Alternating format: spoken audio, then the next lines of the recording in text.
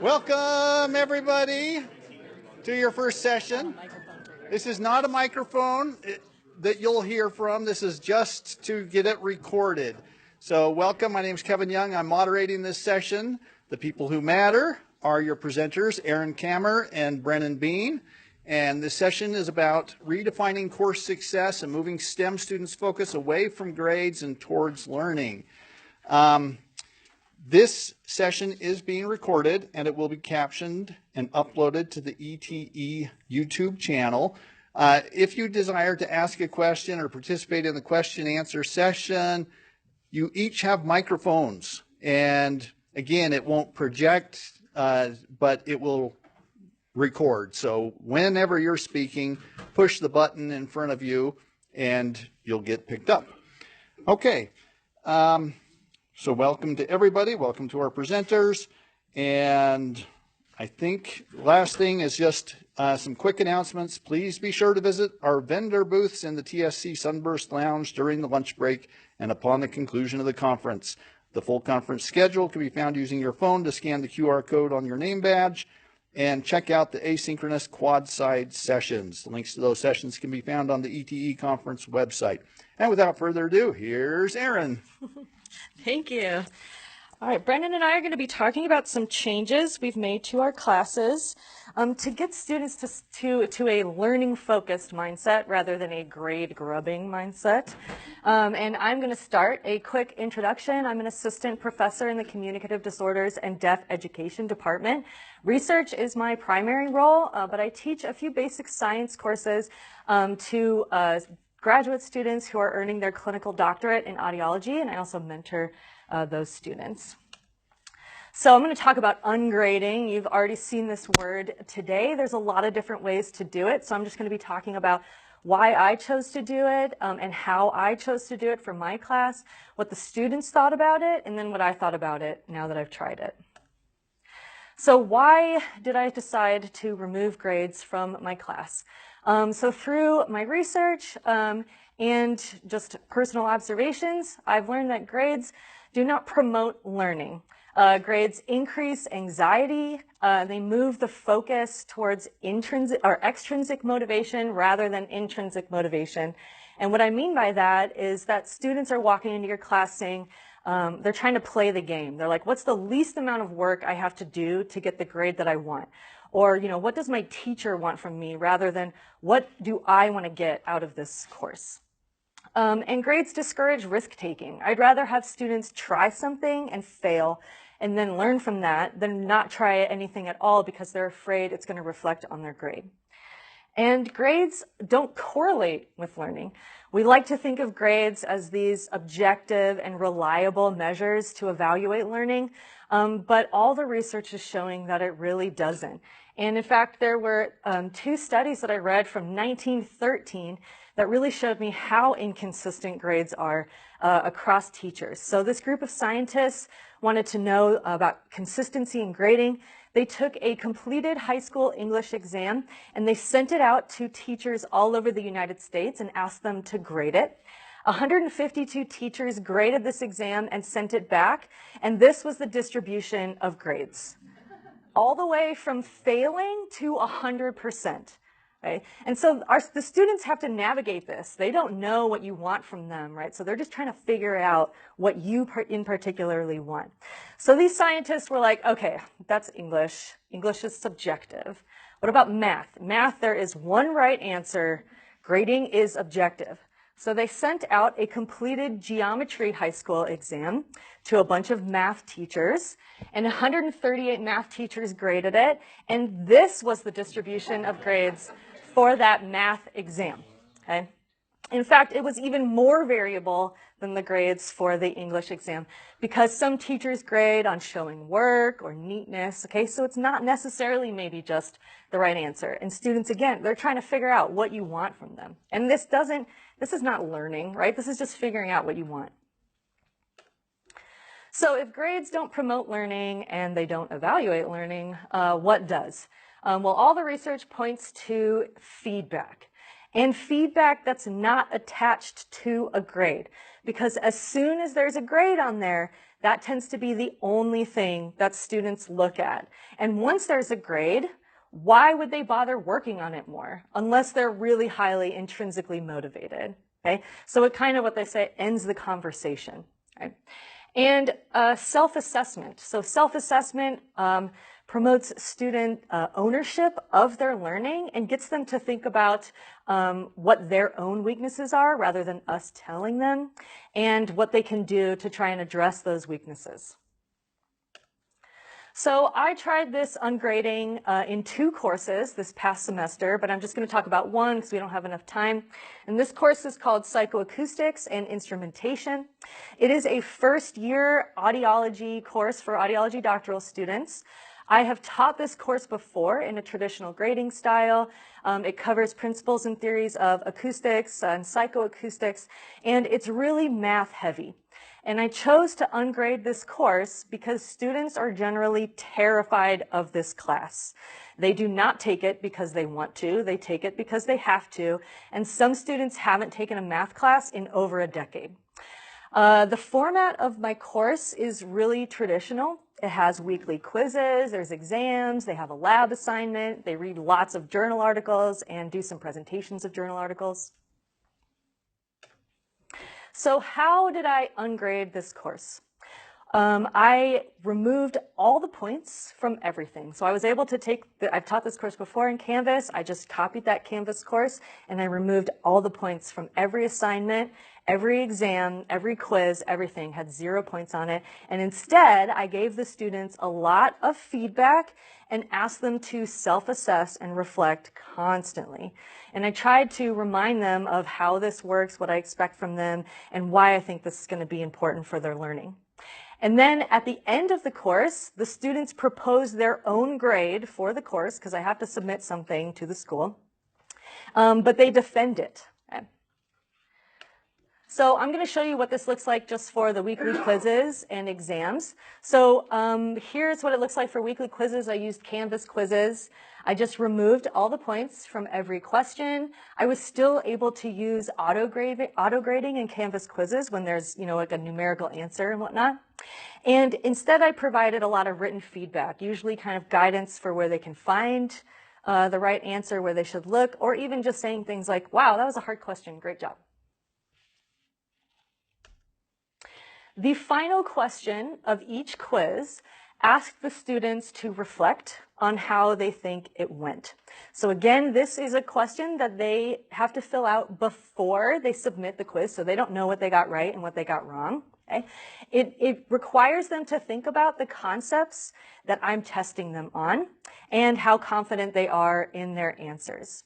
And then this allows me to gauge their self-awareness of the concepts that I'm trying to teach. It gives me a little insight into their thought processes, and it especially tells me what concepts I should review next class, because if all the students are saying, I'm not quite sure I got that one right, maybe they all guessed it right, and I would never know that they weren't really sure, except for this. After they received feedback from me, they completed a quiz correction form that they submitted to me. They had to tell me their original answer, so I didn't have to go look it up, why they chose this answer, what they now think the correct answer is, and why. So this forces them, for every question they got wrong, they have to go back and they actually have to figure out what the correct answer is. And this is an example from a student who found like a nice visual aid to show them why their original answer was wrong and what the correct answer is, and that is going to stick in their minds. Okay. For exams, I did something very similar. It's the same format as the quizzes. I removed all the points. I provided some minimal feedback. But this time for the exams, the students reflected after they received my feedback, and they had to write a much more comprehensive reflection. So here's an example from a student. They had to talk about what concepts they believe they have mastered to this point, what concepts they're still learning. So, if they got some questions right on that concept and some wrong. And then they have to talk about what topics they've improved on since the last time they were tested on it. and talk about what topics still need attention. So again, this requires them to go back through and figure out what concepts I was actually testing them on. Okay? And then for each topic that they still need attention, they had to create their own learning plan for how they were going to address the gaps in their knowledge, and I just checked off on this plan. Students asked for practice problems. Some students asked for supplemental textbooks. Some students were like, hey, can I try that question again and have you look at it? Even though there were no points or a grade attached to it. They just wanted to do that, just to see if they could get it right the next time. Okay.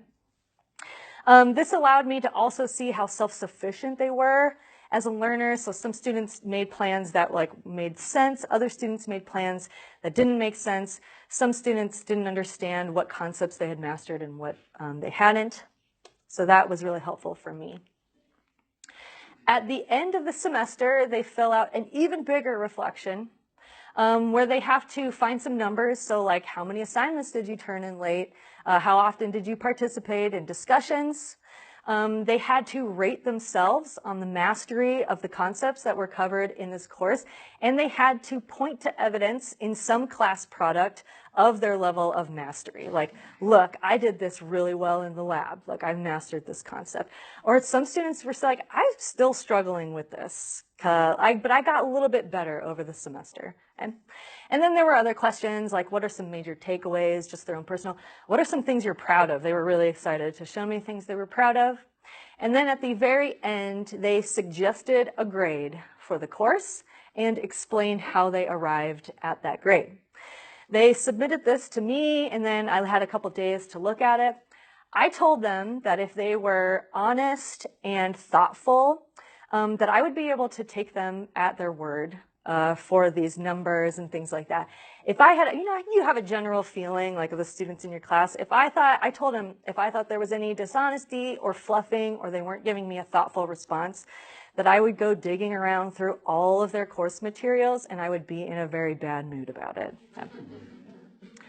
And then afterwards, we had a quick 10-minute one-on-one to discuss their learning over the semester and negotiate that grade if necessary, because I told them at the beginning of the semester that I did reserve the right to either raise or lower their grade. Again, I told them that it would be justified. I'm not just going to, it feels like you got a B, I don't know. So again, I have to justify it. But they left this meeting knowing what their grade was for the course. Okay, we came to a decision at the end. So I'm going to share with you, we're going to take questions at the end. That's all right. I'll share with you what students thought about this ungrading process. The thing that was really interesting was how the attitudes about this ungrading system changed in students' minds over the semester. So I explained this system to them on the first day of class, and I asked them, like, hey, what do you think about this? And about half the students were like, I don't like this idea. Yeah, this sounds terrible. But by the end of the semester, all of the students had either neutral or positive feelings about this grading system, which I take as a win. Like, how many students have neutral and positive feelings about your grading system? And then I'm going to give you some quotes. So these are some, I sent out this survey asking them, what they liked about ungrading. And these are the things that students wrote about. Several of them remarked on how they didn't have this fear of failure anymore. Students didn't feel ashamed if they got something wrong. Another thing that was interesting was that one student noted that it diminished comparison between this cohort. So these students all take the same classes together throughout the 4 years that they're here in graduate school. And this class in particular was very competitive. I've taught them before in another traditional grading class, and they used to compare what they got on exams. Okay? So it diminished comparison between the cohort, which was really nice. Several students remarked that they actually felt like they learned the material rather than memorizing it long enough to do the test. Okay, that is a huge win for me. Huge, huge win. And then students enjoyed this reflection process because they actually got some insight into their own thinking process.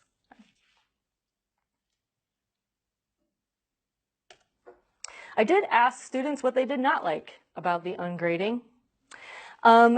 One student said they didn't feel quite as motivated to do well the first time around because they could always redo the assignment. I was like, okay, that's more work for you. That's fine by me. Students did not like having to advocate for themselves at the end of the semester. This terrified them, okay? Because they had to tell me in a one-on-one, like, I deserve an A, and this is why, okay? They were very scared of it. But I think by the end of that meeting, we left on a really positive note.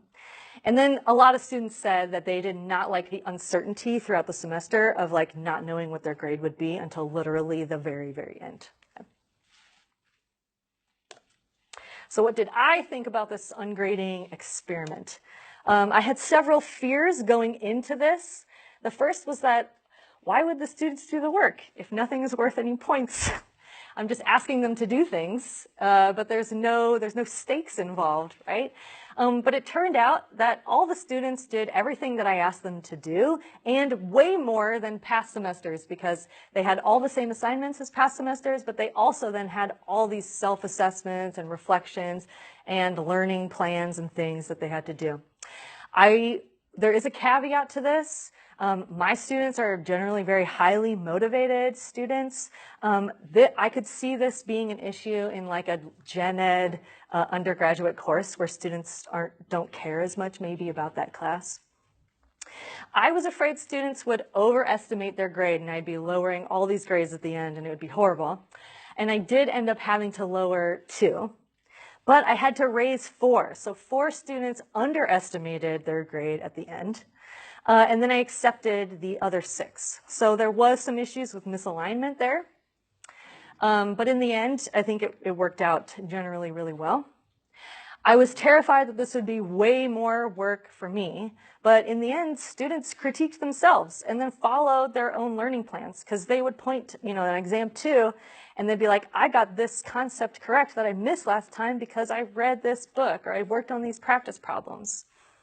And so it ended up being less work for me, but it was a different kind of work. I focused all my attention on feedback and then on the students who were either not self-aware. So there were students who were like, I mastered this concept. And it was like, you missed all of those questions on the test. Like, there's something missing here. Or those students who were not self-sufficient. So some student was like, I'm going to read this entire textbook on whatever. And it's like, are you really going to read that entire textbook? Like, that's not a great learning plan. Let's come up with something that makes sense for you. Some students were like, I'll just ask my friend what the answer is. And it's like, it's not quite there either. So I was able to just focus my attention on those students who really needed it, who were not self-sufficient learners, and on feedback. And again, there's a caveat here because I was always the type of person who would give feedback because I hated taking points off of something without some kind of justification. So I was always writing some kind of feedback anyway. So that's a caveat to that. Of course, as in any course, there's some changes that I want to make, so I'll share them with you. I told you that there was some misalignment in the grading at the end. And I think it was just because, I had no idea what I was doing with this ungrading thing going in. So it was really vague what that final course grade was going to be based off of. Okay? So we have a lot of clinical accreditation competencies that these students have to fulfill.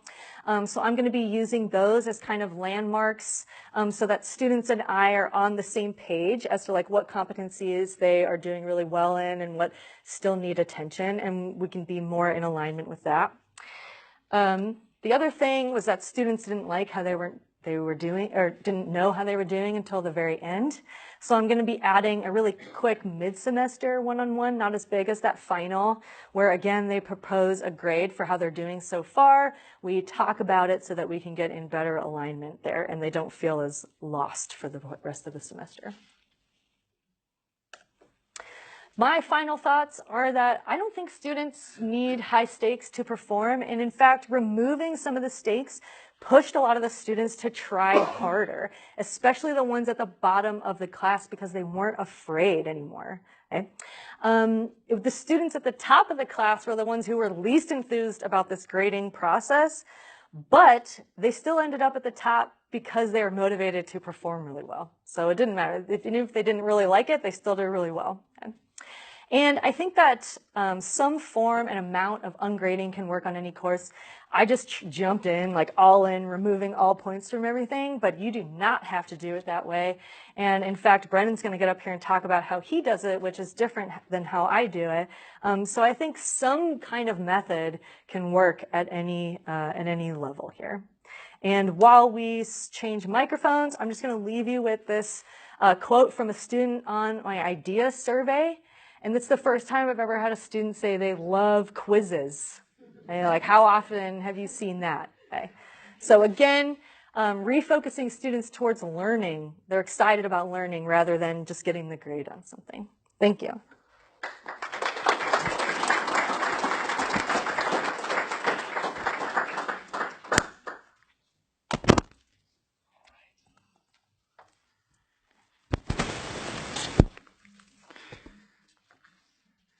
Well, I'm grateful for this opportunity, and I'm really grateful to go second because I feel like Aryn did a great job setting up a motivation for ungrading.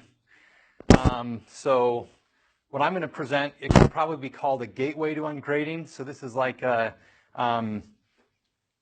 having one assignment in my class at the end of the semester that's ungraded, and then that's combined with traditional graded assignments. So a little bit about me. I'm a homegrown faculty member, or if you want to be derogatory, an inbred faculty member. So I got my PhD in 2019. I started my faculty appointment 6 days later, so not a lot of break. But I've loved my time here. I teach statistics and data science classes. What I'm about to show you is something that I've applied in a entry-level data science class, which is a gen ed class called Stat 1080. You should encourage your students to take it. Right now we only have 9 students in there, and it is a gen ed class. And then I also do this at the 5,000 and 6,000 level with statistical computing courses. And so just a little bit about my motivation. So this is a person that's getting frustrated as they assign points for people. And this was how I felt when I was grading things. I still feel that way sometimes, but my biggest motivation is in teaching, I don't always get to do what I want, but I feel like I have the power to avoid doing what I hate. And so I hate making up partial credit points for some, I was going to say something unkind, but like an insincere attempt. And so I hate that. So I want to try to find a way to avoid doing that. Another motivation I have stems from ChatGPT. So I asked ChatGPT this, I don't know, a few weeks ago. It's kind of small in the back, but I asked it to give me the two-tailed p-value associated with the Zerb test statistics of 13 with the mean and standard deviation. And it's correct, right? This is better than almost all responses that we would get to a question like this. And so we now have this automation of output. So there's been this divorcing of output and analysis for students, right? And so I want to focus on trying to encourage, motivate analysis and worry less about output. And one way to do that is to focus less on grades, which is purely outcome driven. How many points am I going to give to your output? These were some of the books that I read. This was a Learning Circle one. I see several of my Learning Circle buddies in here, so that was fun. This was another one that I think is a Learning Circle this upcoming fall. Not creating evil students, but students that are able to be able to handle uncertainty, ambiguity, those types of things. So these were some of my motivations. And then the last thing comes from my philosophy. If you are in the ETE 10 program, probably the most valuable thing was, well, you have to do it for tenure, but to like really think about your teaching philosophy. And one of the assignments is you like submit your teaching philosophy, get some feedback on it. And when I started thinking about why I was doing what I was doing, which stems from my keynote speaker about doing things that align with your values, some of the things that came to me is I'm in the business of teaching. I'm not in the business of sorting. So that might be a consequence of some of the things that we do, but I'm here to teach, and that involves giving people information and skills that's going to add value to their lives and to their employment. And to do that, I give feedback and I want people to read it. And one of the most demoralizing things is when I write detailed feedback, someone's like, I got a 94 and I want a 96, right? They didn't read what I said. And it's always the person that's already in the 90s. Like, I don't get a lot of people advocating in the 70s. But so I want to put my energy into giving good feedback rather than doing this imprecise mathematics with partial credit calculations. But the caveats, and this is a gateway to ungrading. Students are living in a points-driven world, and there's an economy that's built up around that. Right? We are trading time for points in our classes. And a lot of students don't have time to maximize points in every class. And so I keep points as a way for students to economize their time. So that's a caveat. And that goes back with those opportunity costs. Plus, I want a system that I can plug and play at different levels with different class sizes. I've implemented this from about 5 students to about 25 students, so small to moderate class sizes. But I was thinking for at least 50 students, because I've taught classes of 50 students in the past, and I believe what I'm showing would work at this level. I'm not in that 150 auditorium class yet. So what am I doing? I'm implementing ungrading on the final project. And the way that I'm doing it is that I have 2 opportunities for submissions. So this is a prompt, which I don't expect you to read, but these are stats classes, right? So there's this element of I want you to select data or your provided data, and you're going to propose a problem that you work on, and then they work on that problem in groups. So this is a group project with 2 opportunities for submission, and we'll kind of go into what that looks like. So those that submit a complete submission, it's a little ambiguous, we can talk about that at the end. A complete submission for the first due date, receive line-by-line comments from me the same way that you might see like in a journal peer-reviewed feedback, or at least a half-decent one, not the one that's like, this paper was terrible, like, why did you even write this? But like have you thought about this, have you thought about this, and it's separated this way. And then what students do is between the first and second submissions, they make their corrections, and they respond to the feedback in a different color. So they describe what it was that they changed and perhaps why they changed it based on the feedback that I gave them. So I'm essentially just simulating the peer review journal process. What happens is that students that complete these 2 submissions and the response to review, if you go through that process with each step being minimally acceptable, which is that's a judgment call that we can talk about in question and answer, you receive 100% on the assignment. So the ungrading is you get full points if you follow this path and respond to feedback. If you don't follow this path, so you don't submit a first draft, you don't get my feedback, or you don't respond to line-by-line comments, then the submission is just graded traditionally. So there's a rubric with points associated that could be how I would assign partial credit. The goal is to never use it, but it's there if someone doesn't follow the process. And so the way that this looks is we're at the first submission. Did you do it? If you do, you get a review. And then if you provide a response, you get full points. And if you break this path, then you just get a traditional grade. And so some of the limitations, I had a student point this out to me. They're like, my group member sent me a text that said this. Let's turn in a blank assignment so we can demonstrate improvement. And I haven't quite, and so that goes back to, well, what is an adequate first draft or a complete first draft?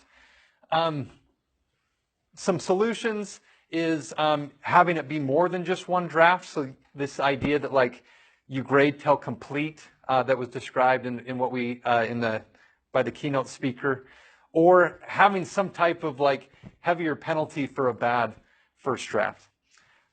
At the same time, I also don't want to craft my teaching for the person who doesn't care anyway. Like, what does it matter, right? So like, so then there's another part of me that's like, well, who cares? Like, because there are students that are taking this as an opportunity to learn, and one of my values is I should be focusing on the person that wants value, not the person who's trying to get out of here. Like, someone once told me locks are for honest people. Right?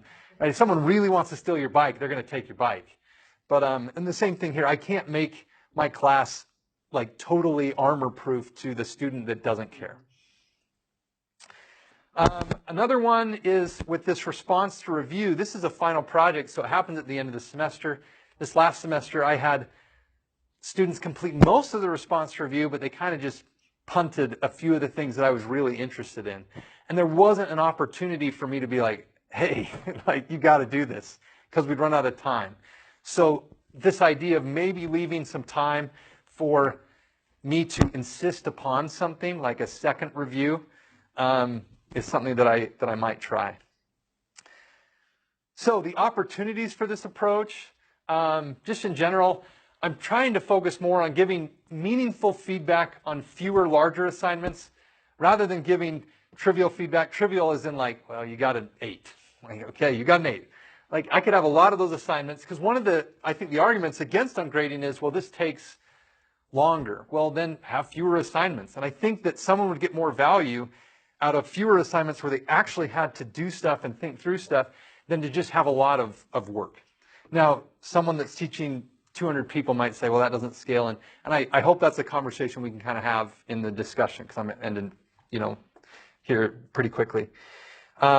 This idea that I want to focus on rewarding students truly interested in learning. If you incentivize a response to review, I think that gives those students an opportunity to really grow. And it makes it so that I have motivation to give feedback, because I know people are actually going to read it. It's built, it's embedded into the process now. Some reflections. I once, in one of my 5,000 to 6,000 level classes, we do a lot of that in stats, all the grad student groups picked traditional grading, and the undergrads picked ungrading. I thought that was interesting. I don't know exactly why, but an interesting reflection. We've already talked about the second bullet point. But the most important thing is I'm trying to do things that bring meaning back to teaching. I want to feel like I'm adding value, and this is a way that I feel like I've been able to do that without completely giving up points in some of these traditional grading schemes that we talk about. So that's the end of my portion. I think we're now going to have a joint Q&A, so we'll kind of just hold the mic up here, and we look forward to your questions.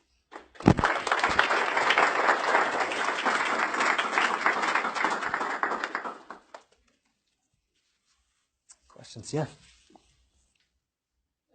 Okay, I'm pushing the right button. Yeah, if it's Do I have to keep pushing it? Yeah, you gotta keep it down. Okay, this is really great stuff for me and others to think about, I'm sure. And my question, I'm not sure you can answer it based on your experiences so far, and it's more for Ashley, is that Aryn? Aryn, sorry. More for Aryn than Brendan because of the format of your class. And that's related to the influence of gender and their identities on confidence and how that shapes perception of the grade you think you should get. And I think you mentioned how you had to lower 2 grades because of a lack of self-awareness. But I was just thinking about students in my classes, and the boys, just the young men just tend to like have inflated senses of their competency. And there's so many like girls who are doing amazing work, and they just are like, oh, like they more rarely argue about grades and like just have less self-confidence about themselves as, conducting the work. So I was just wondering how you integrate consideration of gender and other identities that could reduce people's sense of themselves and what they're capable of and what grade they should get. Yeah, I absolutely thought about this a lot going in. I expected the women, and I could even just tell too, like the people in the class who are like more shy and who are like, well, maybe I deserve a B. And it's like, no, girl, you got an A+. We can't give out A+, but in my head it's an A+. And so I think that's one of the biggest reasons why I reserved the right. So I said at the beginning to lower or raise your grade, because I knew that there were going to be some really shy people who would underestimate their grade, and there totally was. From what I've read, all of a lot of people who go into ungrading, they say they start off with this, that I reserve the right to raise or lower, but then in the end, after semesters or years, they are like, you know what, I'm just going to accept whatever grade. And I don't think that that's very fair, because I think that there are a lot of people who are going to underestimate themselves. I like to use it as like a learning opportunity to advocate for yourself. And so, this one-on-one meeting where they had to advocate, and, they're like, I think I deserve a B and this is why. It was like, no, like, look at this amazing thing you did. Look at this. Look how much you've learned. And like, hopefully maybe we can we can use that as a learning opportunity to build that confidence for those people. If that answers your question. Yeah, it sounds like it's appropriate for a relatively small class. Yeah, that's when you can have those conversations. Yeah, I can't imagine if I had like 100. Like, how am I supposed to have a one-on-one meeting with 100 students in the semester? Yeah, absolutely. I have an anatomy class where I do this, and I've got about 70 students, and I use my TAs. We have a 15-minute fluency interview at the end where we ask them, regional anatomy, and just ask them questions, and we discuss. They've got a portfolio where they document all their learning, and they discuss the grade. So I use my TAs to break it down to where we're each interviewing 15 people each or something. And it seems to work, but there is that problem exactly of what you've said. And yeah, so I've met that. And the challenge that I've had, and maybe others have thoughts on this, when I switched to this method, the average grade for the class definitely went up by a lot, because students weren't being punished for not knowing something correct right at the time of the test. They could redo and relearn, and so I keep asking myself in my mind, are the people who are getting a B now, do they have as much knowledge as people who got a B under the traditional grading system? And I think so. I think people really are learning, and that I'm just promoting more total learning, but it makes me nervous to see the grade distribution. It's not a normal distribution. A quick comment on that, and this isn't an answer. It's, if I was king, I would have all my classes be pass-fail to just eliminate this conversation. Because what is an A-, B+ breakdown? Like, it feels like an illusion of discrimination that doesn't really exist. And but I'm not king, so I just get full points. Other questions? Yeah. So I'm just curious. I'm curious about how much you think the grades they suggest affect your evaluations. Do you think you would have given the same grades regardless of what they suggested for themselves? Yeah, so in my head, or like I had made a little sheet before I even got these reflections from students, and of like what I thought the grade would be, and then I got those reflections and compared it, and that's where we ended up with like I was in line with about half the students, and I was misaligned with the other half, but like I had to raise 4 and lower 2. So I already had an idea in my head going into this one-on-one of where I thought they should be. So then to follow up on that, if you're kind of giving the same grades regardless of what they suggest for themselves, what do you think is helpful about having them propose their grade and advocate for it?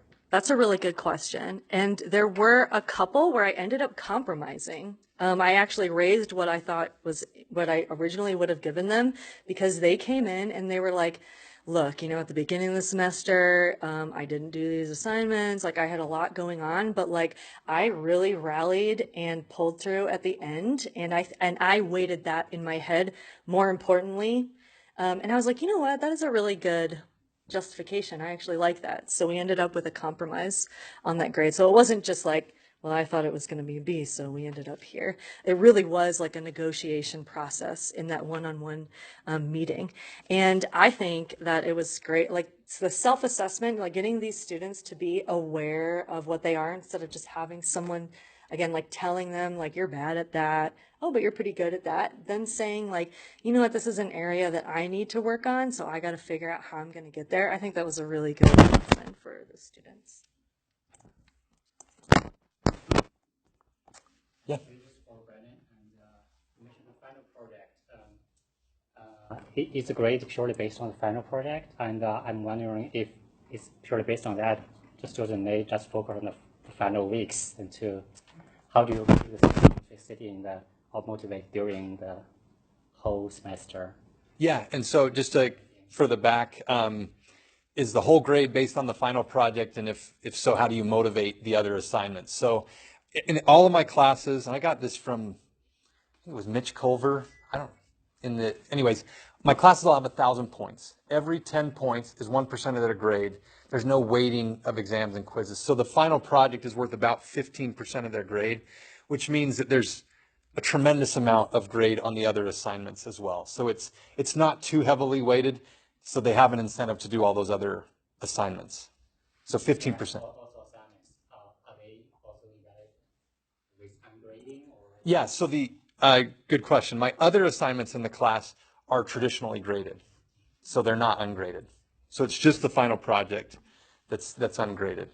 And I guess to defend it, I could make as many or as few of those ungraded as I want. So it gives me the opportunity to like kind of adjust the ungrading barometer based on how I'm feeling. But at this point, I like doing it with the groups because it does take more time to do these multiple levels of feedback. So sticking with one has worked well for me so far. Yeah. Trying to figure out scaling. So how much time did you spend on a typical week providing feedback per student? Mine, like on a weekly quiz, it was real quick. I mean, I didn't write comments on every little thing that was out there. Sometimes it was just like, you know, the auto grading showed that they got it wrong. So like they know to like go redo it.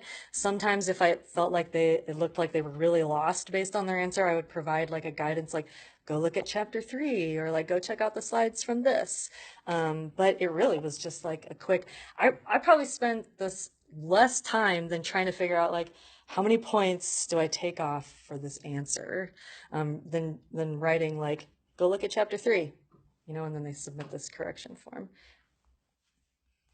Yeah, and I'll stick with answering in relative terms because I think there's a lot of variance in how much time individual instructors decide to spend on things.